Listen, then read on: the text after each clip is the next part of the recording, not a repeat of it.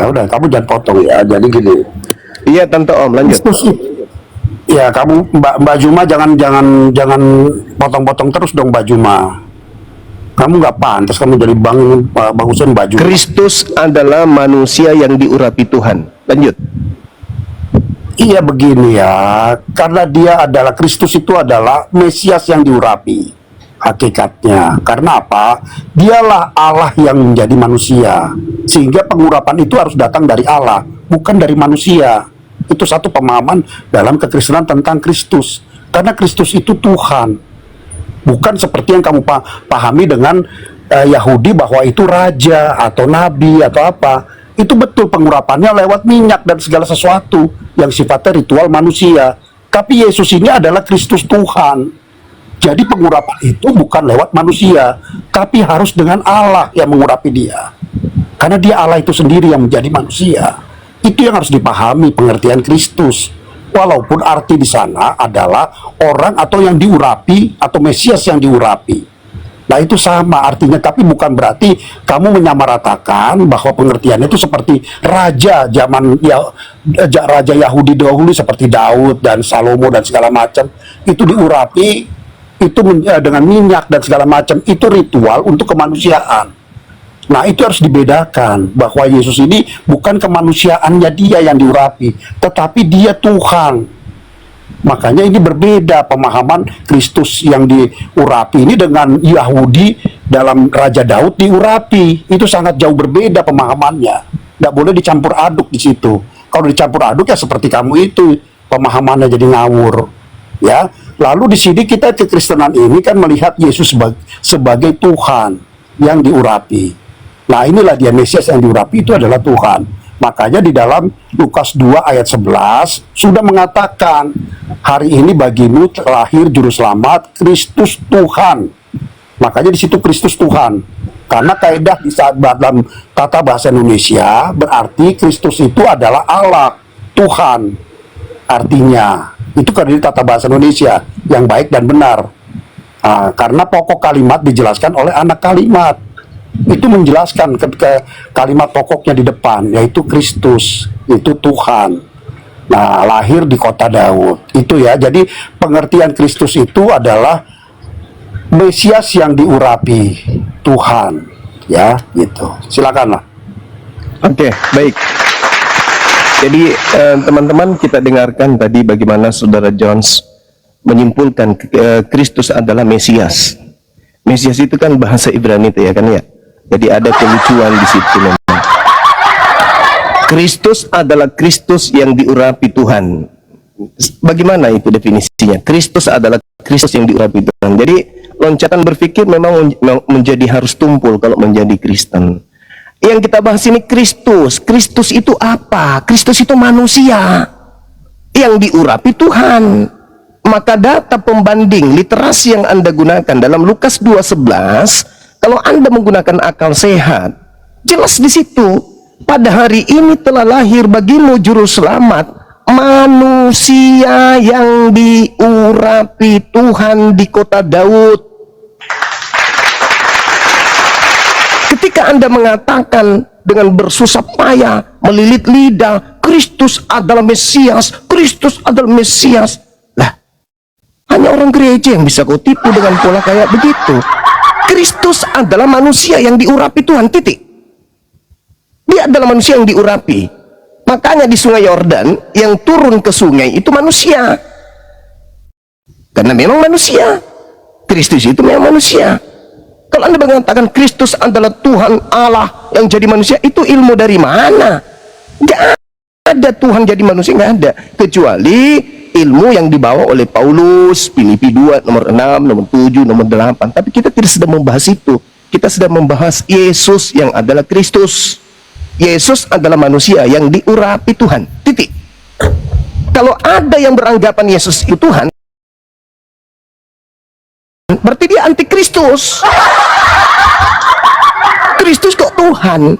Kristus itu manusia yang diurapi, makanya dia disebut Kristus atau Mesia. Mazmur 22 misalnya, raja-raja dunia bersiap-siap dan para pembesar bermufakat bersama-sama melawan Tuhan dan Mesiasnya, Nabi Daud. Jadi Mesias adalah orang yang diurapi.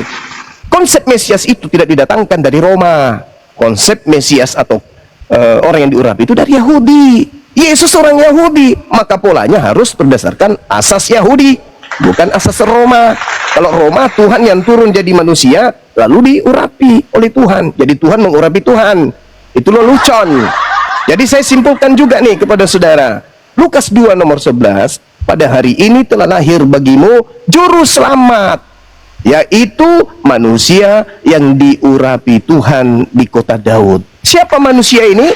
Yesus. Kenapa dia lahir? Karena dia manusia. Tuhan pencipta langit dan bumi nggak mungkin lahir. Kalau ada yang menuhankan manusia yang lahir, berarti dia antikristus, anti terhadap Yesus. Karena Yesus hanya manusia. Kalau dituhankan berarti anti terhadap kemesiasannya. Maka yang disebut Kristen adalah antikristus. Artinya Kristen ini anti terhadap kemesiasannya Yesus. Kristen ini mau Kristus itu menjadi Tuhan. Nah, jadi jangan bawa Yesus. Yang menjadi Tuhan itu adalah yang keluar dari kubur. Itu berbeda. Silakan. Oke. Sebentar Pak Joni tahan. Saya mau sapa dulu yang baru bergabung, Kak Sarah. Assalamualaikum. Bang Luihak ini Kristen atau Islam, Bro? Selamat siang. Selamat siang. Halo, Bro Luihak. Kalau nggak dibawa aja ya. Silakan Bang Jones, silakan. Ya. Oke, terima kasih. Gini ya Bang Juba. Tadi saya udah bilang ya bahwa kalau kamu lihat dari kaidah tata bahasanya, nggak masuk kamu bicara seperti itu. Kamu kan belajar tata bahasa Indonesia. Bagaimana pokok kalimat dan anak kalimat. Menerangkan itu, kamu harus tahu kaidah itu. Kamu jangan mempermalukan diri kamu di anak buah kamu di sini. Lukas 2 itu ayat 11 tidak begitu cara berceritanya secara kaidah tata bahasa Indonesia. Karena di situ pokok kalimatnya Kristus. Tuhan itu menerangkan tentang Kristus itu. Artinya Kristus itu adalah Tuhan. Kamu tidak bisa menerangkan tentang Kristus itu. Artinya Kristus itu adalah Tuhan. Gimana juga? Bibir dulu dong, host. Dabling itu. Kopi Pai. Selamat bergabung, selamat siang. Kristen atau Islam? Di mute dulu, Bro ya. Mengganggu. Lanjut Pak Jones, lanjut. Ya, sorry ya. Jadi, iya Juma ya. Jadi Bang Juma, jadi itu salah dalam kaidah tata bahasa Indonesia. Kamu mengartikannya bahwa manusia yang diurapi Tuhan. Tidak begitu. Kaidah tata bahasa Indonesia kamu menabrak itu kaidah tata bahasa Indonesia. Karena tata bahasa Indonesia dia menerangkan anak kalimat, menerangkan pokok kalimat di depannya. Artinya di situ Kristus, memang betul di arti Kristus itu adalah manusia atau Mesias yang diurapi. Tetapi itu artinya Tuhan. Itu loh. Nggak bisa kamu goreng di situ tata bahasa Indonesia-nya nggak masuk. Kita kan belajar semua. Kecuali kamu tidak belajar dan kamu mau mempertontonkan kaidah yang tidak lazim dalam tata bahasa Indonesia. Ya itu saya angkat tangan, itu udah ya, sulit lah kalau dasar kamu sudah salah, terus kamu bangun dengan kesalahan itu terus ke depan dan menyalah-nyalakan Kristen gitu. Nah itu udah salah sudah, karena dasar itu udah salah. Dasarnya itu kaidah tata bahasa Indonesianya Kristus itu Tuhan, bukan diurapi. Yang kan juga nggak ada istilah yang kamu namakan itu tadi yang diurapi Tuhan, nggak ada. Teks itu tidak berbunyi itu. Teks itu hanya berbunyi Kristus, Tuhan. Artinya Tuhan Kristus ini adalah Tuhan. Karena Tuhan itu anak kalimat, menerangkan pokok kalimat di depannya. Siapa pokok kalimat di depannya itu? Itu kaidah tata bahasa Indonesia cuma ya. Itu kamu harus paham itu dulu. Jadi Kristus ini adalah Tuhan. Lalu Kristen antikristus itu kan lucu kalau dibilang kita antikristus. Padahal kita Kristen itu adalah pengikut Kristus Yesus. Nah kita pengikut Kristus Yesus, masa dibilang antikristus? Itu kan itu paradoks itu dalam berpikir kita, iya kan? Nah, nggak usah itu secara normatifnya kamu sudah melanggar lagi. Nggak mungkin satu Kristen itu pengikut Yesus Kristus, tapi kita antikristus, anti Yesus Kristus. Itu nggak masuk cara berpikir seperti itu. Ya, saya kira jadi jelas Kristen itu tidak antikristen, tidak antikristus. Saya kira itulah saya perlu jelaskan buat teman-teman biar duduk masalahnya clear ya, nggak kesana kemari gitu. Kita lihat juga dari sisi tata bahasa yang betul dari bahasa Indonesia. Tadi kalau soal Mesias bahasa Ibrani, memang itu kan linguistik itu memang terkandung semua. Karena kan di sini ini Yahudi ini kan dalam penjajahan Romawi. Satu, Yesus memang orang Yahudi. Dia mau tidak mau dia dilahirkan oleh Yahudi, dia berbahasa ya bahasa Ibrani, bahasa Arab baik, dan bahasa Yunani. 3 bahasa dia bisa kuasai. Oke, cukup Pak Jones ya. Silakan Bang Zuma. Silakan.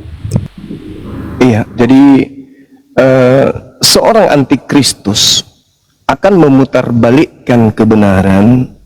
Jadi kesalahan itu dianggapnya sebuah kebenaran, dan kebenaran diputarbalikkan seakan-akan adalah sebuah kesalahan. Maka bisanya hanya melilit lidah untuk menipu diri sendiri. Tapi orang yang berakal sehat, orang yang belajar tidak akan mungkin mudah ditipu. Kalau kita berbicara mengenai bahasa apapun, baik itu bahasa Yunani kah, bahasa Ibrani kah, bahasa Yunani kah, akan mengantarkan manusia yang paham bahwa yang lahir ini bukan Tuhan. Pada hari ini telah lahir. Lahir ini siapa? Tuhan pencipta langit dan bumi rupanya lahir. Lahir dari rahim manusia? Bukan. Maka baik bahasa, makna bahasa, harus kemudian rasa bahasa itu berujuk kepada makna yang sesungguhnya. Koti, ECT, kemudian humin, semerom, soket, dan seterusnya. Jadi ketika kita berbicara Kristus Kurios, Kristus ini adalah orang yang diurapi. Dia adalah Tuhan di kota Daud, bukan Theos. Original teksnya itu harus jadi rujukan dulu. Jangan konsep doktrin yang kita bawa. Estin Christos Kurios, apa itu maksudnya? Juru selamat yang lahir, orang yang diurapi. Tuhan, bukan Theos, bukan dewa, bukan Tuhan, tapi Tuhan di kota Daud. Jadi mau lari kemana? Kristus adalah Tuhan, salah besar. Kristus adalah Tuhan, itu baru benar. Original teksnya tidak mengatakan Theos, original teksnya mengatakan original teksnya mengatakan Kurios. Kurios itu bukan Tuhan. Halo, Kurios assalamualaikum semuanya. Aduh, ini Bang Zuma, saya minta teman-teman ya, jangan ini ketika Bang Zuma bicara atau Pak Jones bicara, jangan mengganggu dulu. Saya minta biar diskusinya ini berjalan dengan rapi gitu ya. Saya minta seperti itu teman-teman, maaf. Lanjut Bang Zuma. Iya. Jadi Kurios itu mau dilarikan kemanapun, itu bukan God, tetapi dia Tuhan, Lord. Jangan dirubah makna itu, jangan perkosa bahasa. Jadi Kristus ini adalah level tertingginya Tuhan. Dia manusia, yang lahir manusia, yang Kristus manusia. Tidak ada Tuhannya Yahudi bergelar Kristus, nggak ada. Tidak ada Tuhannya Yahudi itu bergelar Mesia, tidak ada. Jadi pada hari ini telah lahir bagimu juru selamat, yaitu Kristus Tuhan di kota Daud. Tapi Lembaga Bible Indonesia mencoba untuk menyesatkan Kristen dan orang lain dengan menggunakan kata Tuhan. Padahal kata Tuhan kalau orang Indonesia itu berarti pencipta langit dan bumi. Masa iya pencipta langit dan bumi lahir dari manusia? Maka dengan berdialog dengan orang Islam yang paham Bible, mengajarkan orang Kristen ini untuk memanusiakan orang Kristen ini supaya tidak menjadi manusia separuh manusia. Hari ini telah lahir. Apa iya yang lahir ini pencipta langit dan bumi? Oh, ternyata bukan. Yang lahir ini adalah manusia yang diberi kedudukan sebagai Mesias, orang yang diurapi Tuhan. Jangan digiring manusia kepada kesesatan. Maka orang yang memaksakan manusia yang lahir menjadi Tuhan itu adalah antikristus. Meskipun Kristen itu sendiri artinya antikristus, tetapi itu memiliki makna tersendiri. Kristus yang dimaksud oleh Kristen adalah makhluk yang mengaku akulah dia, yang justru diminta oleh Yesus agar waspada kepada makhluk tersebut. Ketika ada makhluk mengaku akulah dia, jangan kau percaya, itu adalah penyesat. Sementara yang disalibkan ini adalah makhluk yang mengaku akulah dia. Itulah yang disembah Kristen. Makhluk yang keluar dari kubur mengaku kepadaku telah diberi kuasa langit dan bumi, pergilah ke seluruh bangsa, jadikan seluruh bangsa menjadi pengikutku. Itu adalah makhluk yang mengaku akulah dia, sang penyesat tersebut yang Yesus membuatkan. Tapi kita tidak sedang berada di situ. Antikristus akan terpenjara dengan konsep akulah dia ini. Makanya orang-orang Kristen termasuk saudara Jones itu memaksakan pemahaman bahwa Kristus itu adalah Tuhan. Kenapa? Karena dia menginginkan kita menyembah kepada makhluk yang keluar dari kubur yang mengaku-ngaku sebagai Yesus. Saya simpulkan, siapapun di atas muka bumi ini yang keluar dari kaidah bahasa, rasa bahasa, konsep keyakinan dari ajaran Yesus bahwa Kristus adalah Tuhan, itulah antikristusnya. Tuhan pencipta langit dan bumi tidak pernah dilahirkan manusia, dan dia bukan makhluk. Yesus sendiri yang dilahirkan menyembah kepada Tuhan. Jadi kalau ada orang Kristen memaksakan Kristus adalah Tuhan, itulah antikristusnya. Enggak usah lama-lama, enggak usah buru-buru, enggak usah terlalu jauh kita mencari siapa antikristus. Silakan.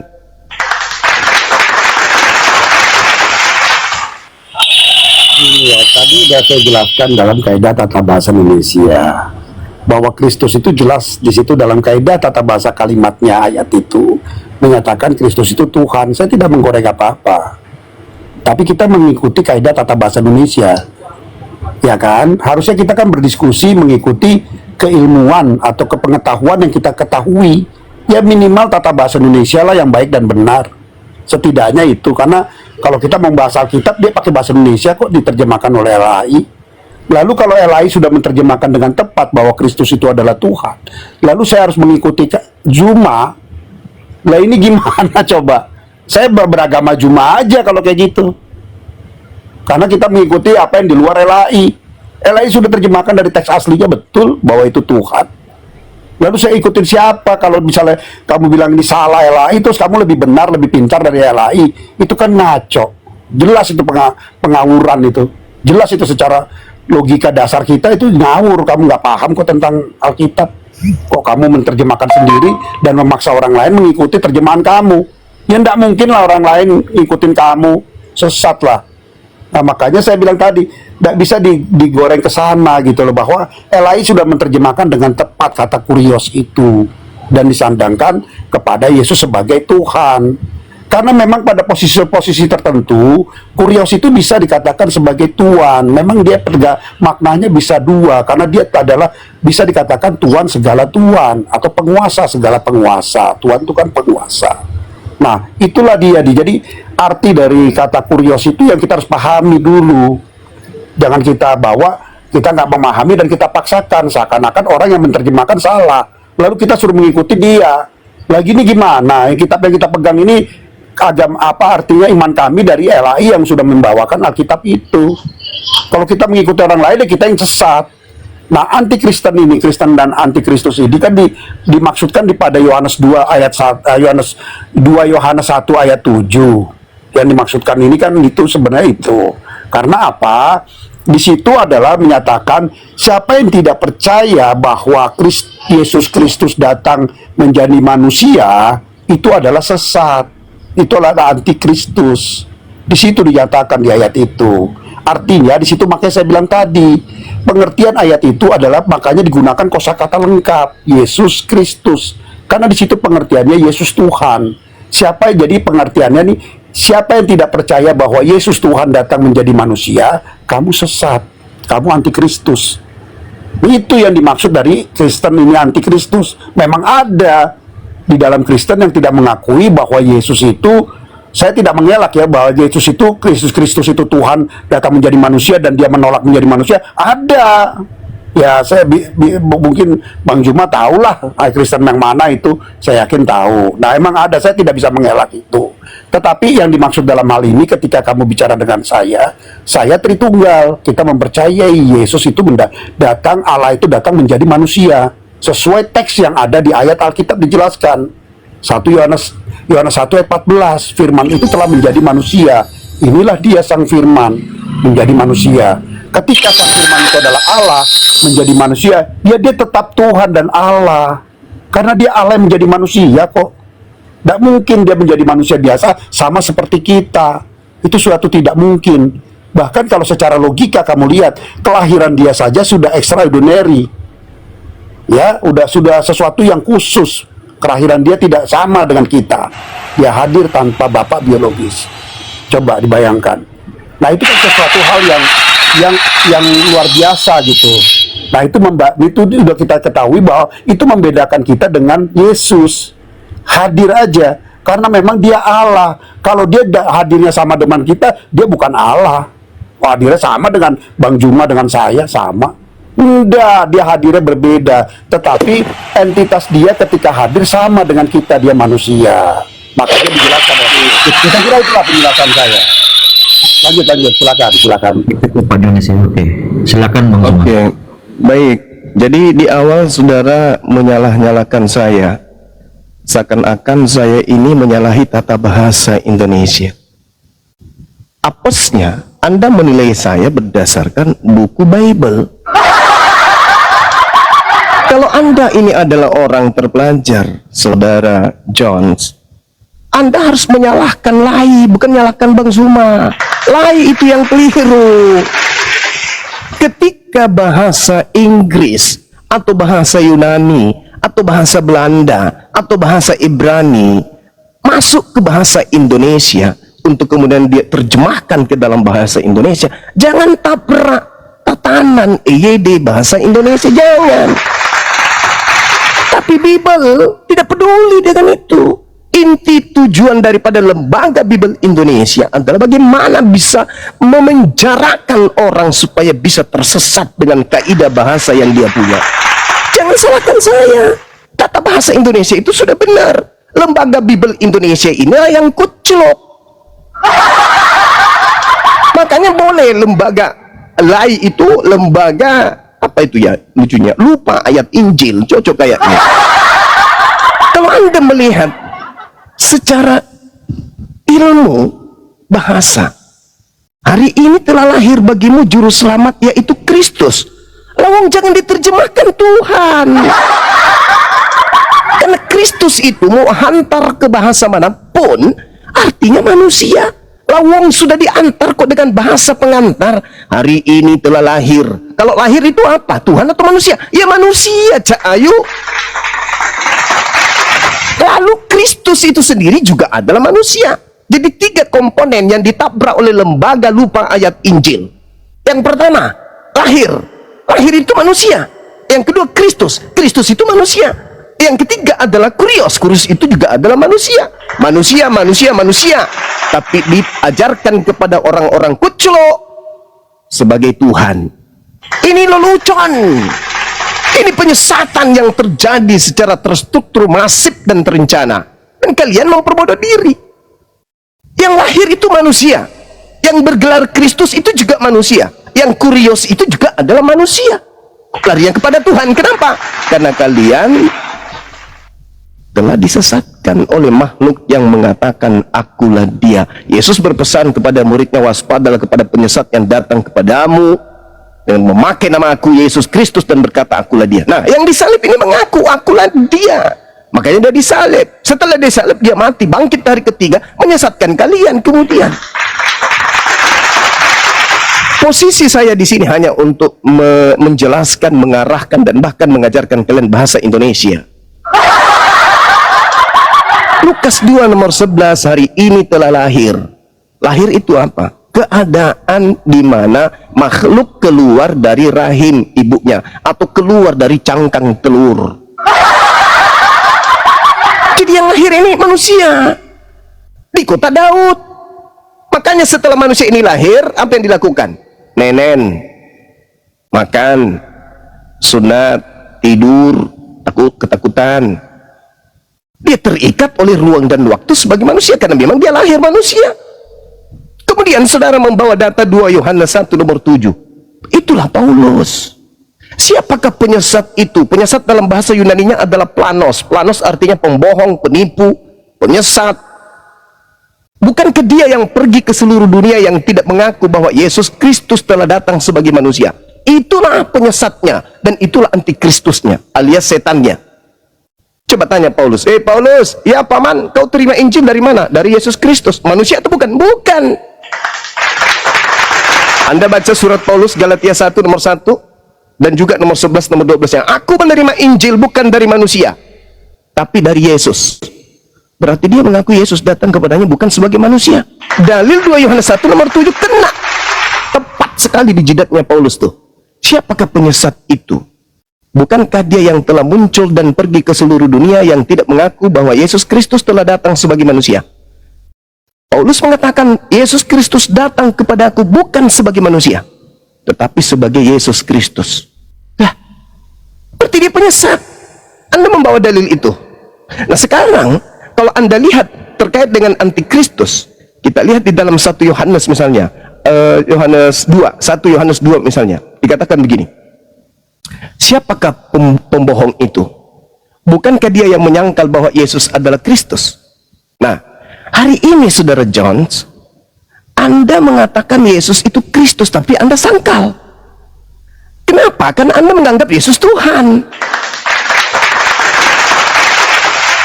Sama seperti ketika Anda menganggap Pak Bom itu adalah Polri. Anda mengatakan Pak Bom adalah polisi. Tetapi Anda mengimani Pak Bom itu sebagai apa? Sebagai anak SD.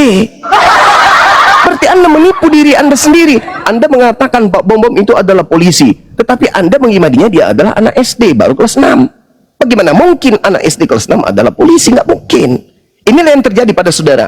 Anda mengatakan dengan mulut saudara Yesus itu adalah Kristus, yaitu manusia yang diurapi Tuhannya, tetapi dalam implementasi keagamaan Anda malah menuhankannya. Berarti Anda ini anti terhadap kekristusan yang ada pada Yesus. Orang-orang yang menerima Yesus sebagai Kristus mustahil menuhankan Yesus. Anda mengatakan dia Kristus, teori. Prakteknya Anda menuhankan, berarti Anda adalah anti Yesus alias anti Kristus. Saya berharap Anda masih bisa menggunakan akal Anda dan mudah-mudahan tidak bocor halus seperti kemarin-kemarin. Sekali lagi kesimpulan, 10 detik. Siapapun di atas muka bumi ini yang menyembah Kristus, dia sedang menyembah setan.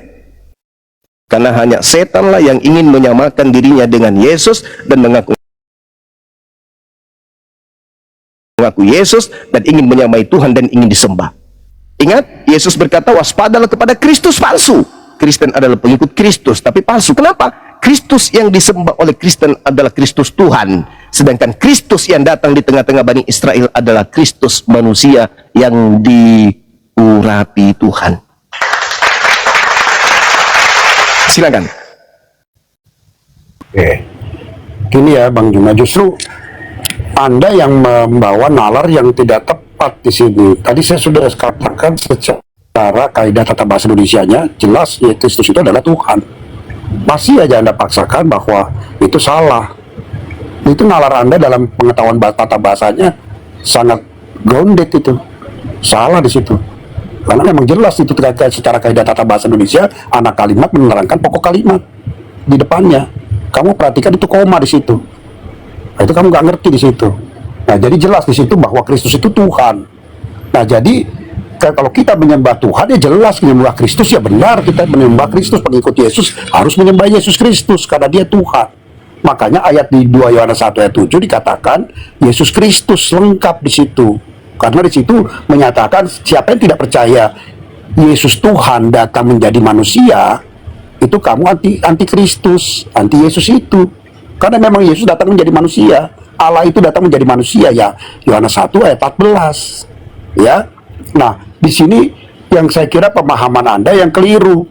Lalu Anda membawa lagi bahwa kurios itu bukan Tuhan.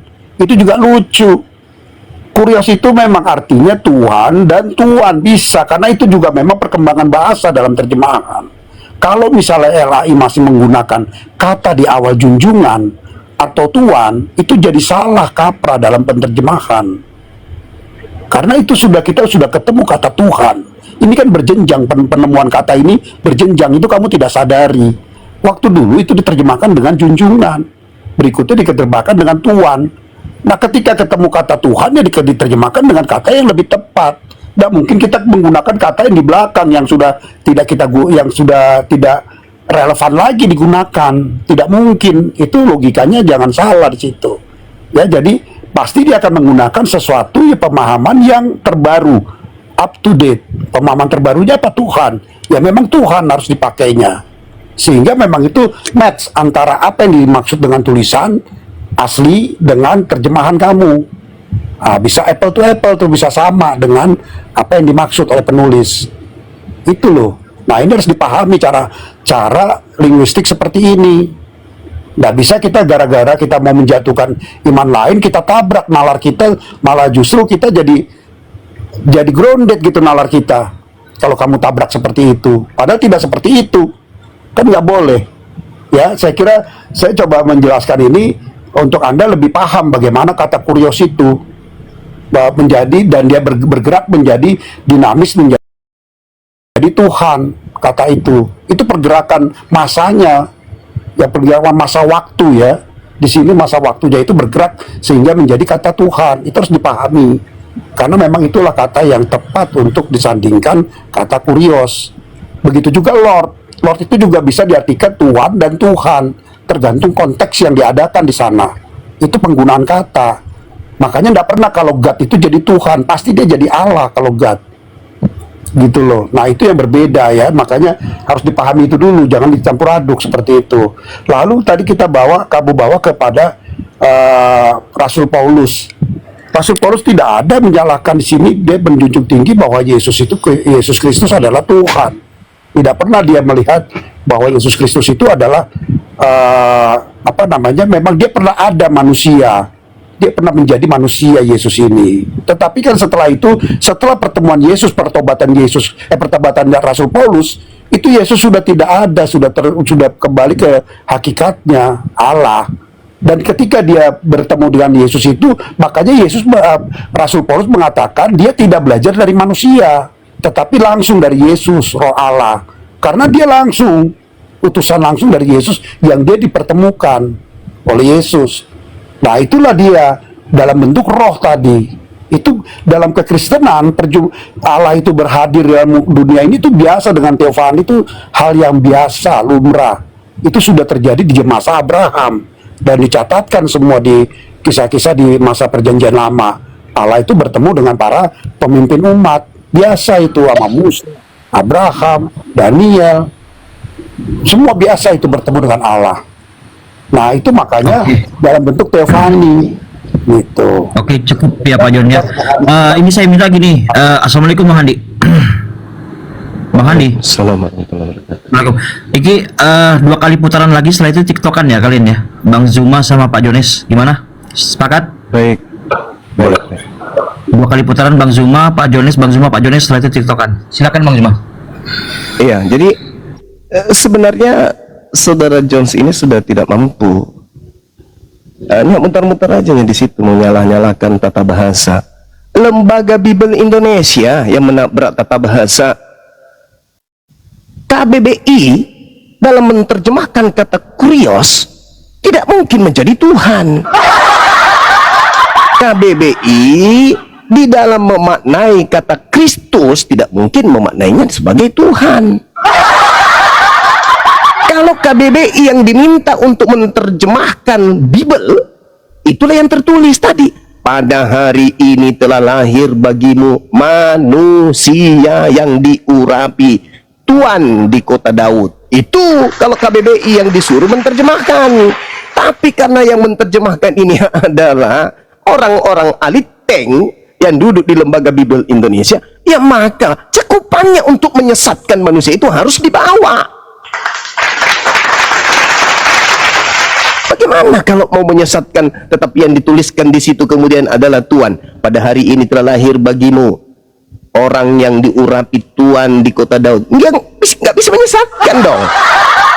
Kan misinya menyesatkan. Sebisa mungkin bisa menyesatkan banyak orang. Itu loh poinnya. Jadi jangan Anda menyalahkan tata bahasa Indonesia. Salahkan Bible, lembaga Anda. Lembaga Anda itu yang harus belajar bahasa Indonesia dari kelas SD dulu. Orang-orang yang dulu di lembaga Indonesia itu, Lembaga Bible Indonesia, suruh kembali ke SD kelas 1. Belajar dulu di sana, perdalam dulu, permantap dulu itu ejaan EYD, permantap dulu itu kemudian pendalaman bahasa Indonesia. Baru sadur dari bahasa lain Bible ke dalam bahasa Indonesia, termasuk kata Allah. Kalau lembaga Bible Indonesia itu orang-orang waras yang duduk di situ, bukan penyesat yang ada di sana, tidak mungkin ada kata Allah di dalam Bible kalian. Karena yang duduk di sana orang-orang setengah kepala semuanya, maka kata Allah masuk ke dalam Bible kalian. Allah itu dalam bahasa Indonesia, Bung, dalam tatanan KBBI, Allah adalah nama Tuhan dalam bahasa Arab. Tanya orang-orang lembaga Bible Indonesia yang cupu-cupu itu, yang culun-culun. Tanya, hei, kau menerjemahkan Bible kita ini dari bahasa Inggris ke bahasa Indonesia atau ke bahasa Arab? Kalau ke dalam bahasa Indonesia, uang Theos itu kau terjemahkan dalam bahasa Indonesia yang benar. Theos itu apa artinya? Theos itu artinya dewa. Kalau kau mau terjemahkan ke dalam bahasa Arab, boleh kau gunakan kata Allah atau Allah, tapi semuanya harus bahasa Arab. Jadi orang-orang yang ada di lembaga Bible Indonesia itu memang harus disuntik pantatnya pakai suntikan sapi, supaya otaknya itu bisa berfungsi dengan baik, tidak menyesatkan manusia. Ya, jadi kembali kepada tema, saudara. Anda ke bawah-bawah, Anda ke bawah-bawah. Seakan-akan Anda bisa menipu orang lain setelah Anda tertipu. Kristus itu manusia, udah titik. Adapun kata Tuhan itu hanya penipuan saja. Ini orang kok sudah disadarkan, nggak mau sadar-sadar. Di situ kurios. Kurios itu bahasa Indonesia kita menyediakan kata Tuhan. Kenapa harus ke Tuhan? Kalau Tuhan itu akontas dalam bahasa Yunani. Theos itu artinya dewa. Akontas bahasa Yunani artinya Tuhan. Sedangkan original teks kitab saudara tak ada satupun kata akontas, yang ada theos. Berarti sekiranya dalam bahasa Yunani asli Lukas 2:11 itu ada kata theos, maka di situ wajar disebut Tuhan.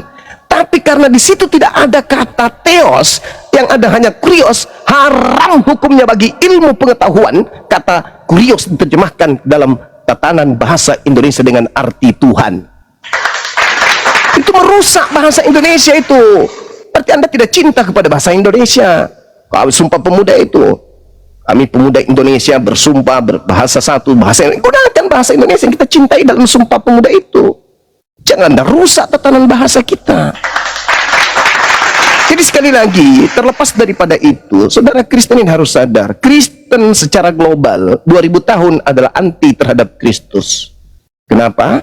Karena mereka berupaya Kristus dimaknai menjadi Tuhan. Itulah makna kenapa Yesus mencegat kalian dan mengatakan kalian semua adalah pembuat kejahatan. Kenapa? Kata Kristus aja kalian pretelin menjadi Tuhan. Ini Kristen ini memang aneh gitu loh. Pantas saja ketika Yesus berhadapan dengan muridnya yang asli, yaitu Yahudi, Yesus berpesan, "Weh Yahudi, waspadalah kepada penyesat yang datang kepadamu dengan memakai namaku Yesus Kristus dan berkata akulah dia. Jangan kamu percaya." Itu ucapan yang muncul kemudian di tengah-tengah pengajaran Yesus kepada Bani Israel. Makanya orang Yahudi tidak percaya kepada pengajaran Paulus. Orang Yahudi tidak percaya kepada pengajaran Kristus yang keluar dari kubur pada hari ketiga. Tidak percaya. Yang percaya hanya orang-orang non-Yahudi. Makanya Paulus karena tidak percaya diri mengajar kepada Yahudi, maka dia bersurat di Galatia 1 nomor 15, aku diutus kepada non-Yahudi. Aku diutus kepada orang-orang yang tidak bersunat. Karena dia mau mengajarkan menyembah kepada makhluk yang keluar dari kubur, nggak pakai, ditolak sama Yahudi. Dia orang waras, nggak mungkin menyembah makhluk yang keluar dari kubur. Ini hanya bisa dijual kepada Roma. Akhirnya apa yang terjadi? Dia mengirim surat untuk Roma. Kristen di Indonesia ini bukan dari Yahudi, tapi dari Roma, dari Barat, dari Belanda, dari Portugis, bukan dari Yahudi. Untuk itulah saudara, kembali kepada tema kita. Siapakah antikristus itu? Antikristus itu ya Kristen. Mereka membungkus nama mereka pengikut Kristus, tetapi mereka anti terhadap Kristus itu sendiri. Anti kepada Tuhan dan anti kepada utusan Tuhan. Kalian itu anti terhadap Yesus dan anti kepada Tuhan yang mengutus Yesus. Kalian adalah penyembah-penyembah Kristus, makhluk yang keluar dari kubur pada hari ketiga. Kalian bukan penyembah Tuhan, saudara. Kalian penyembah makhluk, makhluk yang ngaku Kristus. Makanya Yesus yang Kristus yang asli Anda tolak.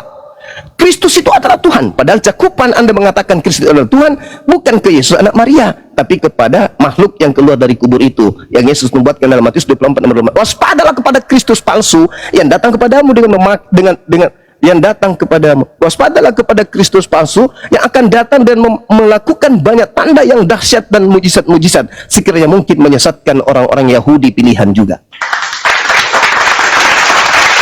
Jadi orang Yahudi waspada kepada ajaran Kristen. Makanya kalau orang Kristen ke Yahudi sana itu diludahin, karena memang harus diwaspadai Kristen ini.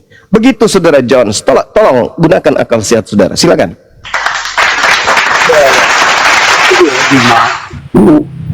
Saya kira nggak ada akal sehat Anda ya. Jelas-jelas Anda di sini kelihatan penyesat sekali gitu loh. Bagaimana dari kaidah tata bahasa Indonesia kamu dobrak semua itu. Apa yang disampaikan Elai sudah benar, kamu bilang tidak benar. Secara kaidah tata bahasanya kita secara keilmuan kita tahu itu benar. Kamu dobrak di situ demi satu penyesatan yang kamu ingin bangun. Itu kan kegilaan akut. Saya kira itu ngawur sebenarnya. Saya kira tidak boleh pakai cara-cara dakwah seperti itu. Itu ngaco, cara dakwah yang ngaco. Karena kamu tidak paham itu dan bahkan kamu mendobrak kaidah yang umum, yang pelajaran bahasa Indonesia yang baik, yang kamu mungkin nggak pernah sekolah atau sekolah nggak ngerti saya. Itu jelas saya sudah jelaskan bagaimana kaidah tata bahasa Indonesia. Dan LAI menggunakan itu dengan tepat. Bagaimana kronologi satu perkembangan linguistik sudah saya jelaskan. Dan itu digunakan dengan tepat. Kamu masih tolak juga. Berarti kan ini yang penyesatan, kengawuran itu sebenarnya penyesatan kalian ini. Bukan kekristenan. Kekristenan dengan Alkitabnya sudah tepat dan sudah benar. Tidak ada yang salah di situ. Dalam penggunaan tata bahasanya, kaidahnya semua sudah sesuai dengan apa yang ada di dalam kaidah tata bahasa Indonesia. Kita menggunakan KBBI juga sudah tepat, karena itu sudah diserap bagaimana bahasa serapan itu digunakan oleh setiap warga Indonesia untuk dalam sebuah produk atau karyanya masing-masing. Silakan Anda menggunakan, karena itu sudah diserap menjadi kaidah bahasa Indonesia. Itu kamu tidak mengerti juga di situ. Nah ini kan satu penolakan atau satu keterbelakangan dalam keilmuan dipertontonkan dan tidak malu dengan itu. Ini kan lucu sebenarnya saya lihat. Yang nggak logika itu kalian gitu loh. Bahwa Anda mempertontonkan sesuatu yang tidak masuk logika dalam kaidah tata bahasa Indonesia, dalam kaidah struktur cerita di Alkitab, cerita peristiwa yang terjadi, penyalipan dan segala sesuatu. Anda menolak semua itu dan membuat satu karangan baru yang sesuai mungkin dengan doktrin Anda. Bahwa doktrin Anda tidak lengkap dan tidak bertanggung jawab dengan semua cerita yang ada, itu urusan Anda. Tetapi tidak bisa dibawakan ke iman lain dengan struktur penceritaan dalam kitabnya yang sangat runut. Bagaimana dia dilahirkan, bagaimana dia harus hadir, Allah itu hadir menjadi manusia diceritakan dasarnya. Bagaimana dia lahir diceritakan. Bagaimana dia berjalan pelayanan diceritakan. Bagaimana dia harus selesai dalam pelayanannya diceritakan. Tapi kan di tempat kalian tidak ada. Nah itu jangan disamakan dengan kitab kami yang terstruktur dengan rapi. Sampai bahwa dia itu keluar dari mati dan bangkit itu orang yang sama. Ketika kamu tidak memahami struktur cerita ini, ya jangan disalahkan Alkitabnya.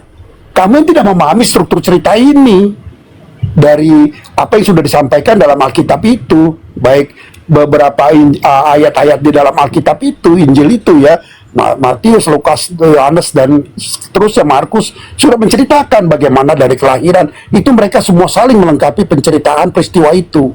Lalu kamu anggap ini satu yang berbeda, kamu yang tidak nyambung, ya jangan disalahkan logika dari Alkitab, logika kamu yang tidak masuk ke situ. Oke, coba cukup Pak Jones. Benar. Cukup Pak Jones ya. Sekali lagi, setelah itu tiktokan Bang Zuma, Pak Jones, setelah itu langsung tiktokan aja ya. Ya sebentar, saya belum selesaikan Pak. Sebentar, saya kira saya harus jelaskan lagi bahwa di dalam kekristenan ini, jadi Kristen ini bukan antikristus. Tadi saya katakan, memang ada antikristus yang tidak mengakui Kristus itu datang, Tuhan itu datang menjadi manusia. Itu sudah saya sampaikan. Bahkan saya kasih tahu bahwa Anda juga tahu siapa yang Kristen seperti itu. Tetapi kamu berhadapan dengan saya Kristen Tritunggal yang sangat memahami bahwa Allah itu datang menjadi manusia. Totali orang di Alkitab sudah diajarkan dan sudah dipaparkan begitu rupa bahwa Allah itu menjadi manusia. Nah ini saya kira kita harus paham itu. Ya, di dalam Allah Kristus Tritunggal tidak masalah Allah menjadi manusia, dan jelas itu. Nah, di situ jadi saya kira bukan kita yang akal logikanya tidak ada, justru Anda akal logikanya tidak ada. Teman-teman melihat struktur dalam bercerita Alkitab bahwa itu Kristus yang sama dari yang dilahirkan sampai yang mati dan bangkit. Tidak ada jeda di situ yang bisa menisbikan kita mengartikan hal yang berbeda. Tidak ada celah. Kalau kamu bisa mengartikan itu berbeda, berarti kamu tidak bisa nangkap cerita itu secara keseluruhan. Ya itu problem kamu, problem Alkitab. Sebentar dari kita, masa gua cuma kamu bicara gak dipotong-potong. Sebentar dulu lah, sampai sabar dulu kamu. Kan kita bicara diskusi baik kan. Makanya saya cuma bilang bahwa konstruksi Alkitab itu jelas, clear, bahwa Allah itulah, Yesus itulah yang mati dan bangkit, yang dilahirkan oleh anak Maria. Karena konstruksinya jelas, semua cerita itu runut. Nah, lalu kalau Yesus katakan itu adalah dia, Yohanes 8 ayat 24 juga mengatakan, bila kamu tidak percaya akulah dia, akulah Allah itu sendiri, kamu mati dalam dosamu. Itu pernyataan Yesus, bahwa Yesus itu adalah Allah itu sendiri, kamu mati dalam dosamu. Saya kira saya sampaikan itu aja, ya. Saya sudah peringatkan. Silakan. Oke, siap. Oke, jadi iya, kelihatan ya teman-teman, antikristus ini ya lagi berkarya mendongeng di tengah-tengah kita. Jadi saudara Jones,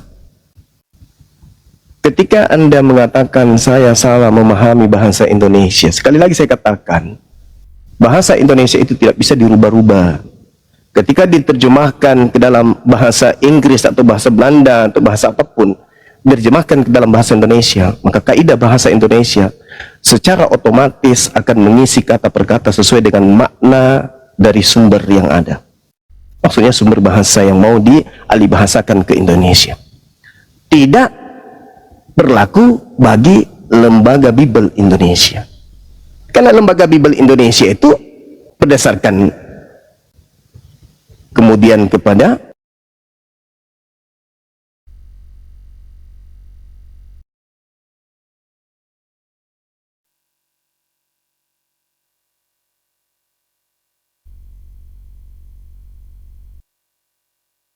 Ini kenapa nggak ada suaranya?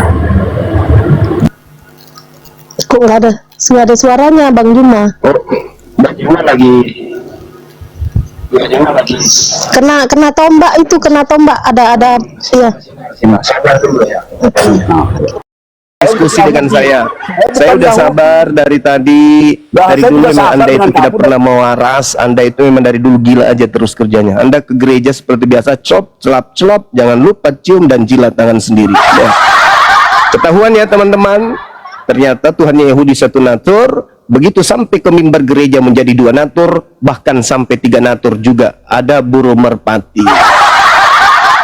Ya, jadi mereka membuat pondasi sendiri. Pondasi agama Yahudi dan pondasi agama Kristen itu berbeda. Agama Yahudi sampai kapanpun la ilaha illallah, itu agama Yahudi itu. Tidak ada Tuhan selain daripada Allah. Eloa Abraham, Eloa Ishak, Eloa Yakub.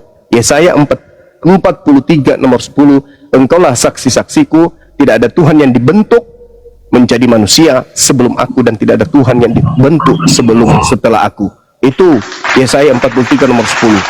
Akulah Tuhan selama-lamanya, tidak ada yang lain di sisi aku. Selama-lamanya. Kalau berbicara mengenai selama-lamanya, berarti jangan pernah kau anggap manusia yang keluar dari kubur itu, yang mengaku akulah dia, itu adalah Tuhan yang setara dengan Tuhannya Yahudi. Pantaslah kalian itu diludahin sama Yahudi, karena kalian itu memang sesat lagi menyesatkan. Jadi saya simpulkan, sahabat-sahabat sekalian, hari ini kita mendengarkan, kita memberikan ruang kepada Tante Om Jones.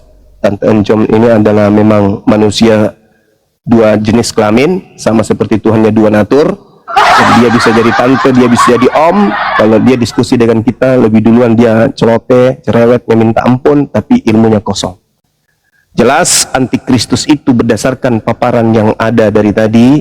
Antikristus adalah anti terhadap orang yang diurapi Tuhan, sehingga dia menyembah kepada Kristus yang lain yang keluar dari kubur. Itulah Jones dan kawan-kawan.